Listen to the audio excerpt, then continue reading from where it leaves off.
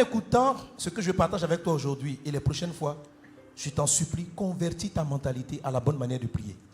Tu vas avoir l'impression que Dieu ne répond pas.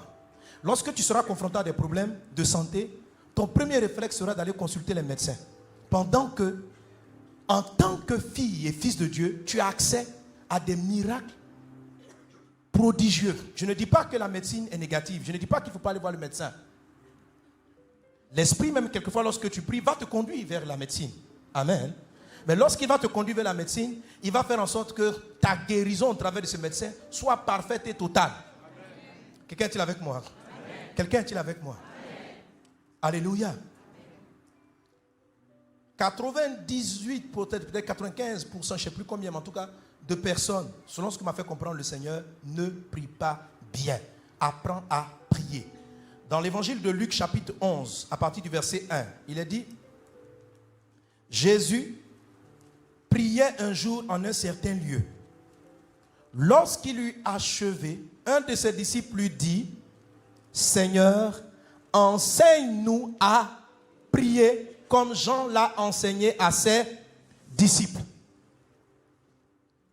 Qui a posé cette question à Jésus? Qui a demandé à Jésus de l'apprendre à prier? C'est qui?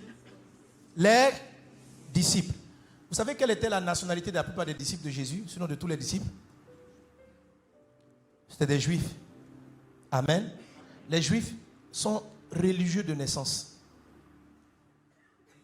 Leur éducation, dans leur éducation, il y a la prière. Ils sont éduqués dans la prière. Ce sont des personnes, si tu veux savoir, qui savent prier. Ce sont des personnes qui prient. Jésus pouvait dire: écoutez les enseignements de vos pharisiens, écoutez les enseignements de vos sacrificateurs, ne soyez pas comme eux, mais faites ce qu'ils vous disent de faire. Ces gens-là étaient éduqués dans cette formation, ils priaient. Et un jour, ils viennent, ils observent Jésus. Et ils observent que Jésus prie différemment. Malgré que Jésus lui-même soit israélien, ils observaient que sa manière de prier était différente de la leur. Mais non, leur observation les amenait à voir que Jésus, ses prières n'étaient pas vides. Elles étaient puissantes. Ils ont remarqué l'efficacité de ses demandes. Pour beaucoup de personnes, la prière est juste un acte religieux. Le matin, Seigneur, je bénis ton nom pour la journée. Amen. Mais ils ne s'attendent pas réellement à l'intervention de Dieu. Mais avec Jésus, les disciples voyaient le ciel sur la terre.